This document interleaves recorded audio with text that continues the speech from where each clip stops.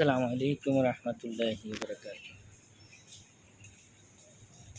Dhaka to Dubai চলে যেতেছি নিজের দেশ ছেড়ে।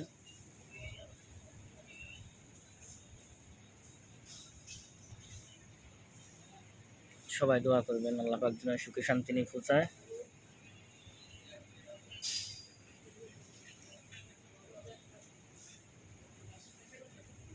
সবাই দোয়া করবেন যেন সুখে শান্তি যাই দুবাই যেয়ে পৌঁছতে পারি। আল্লাহ পাক যেন সবাইকে হেফাজত করে সেই সালামতে নিয়ে দুবাই নিয়ে যায়। সবাই দোয়া করবেন। আল্লাহ হাফেজ। Dhaka to Dubai.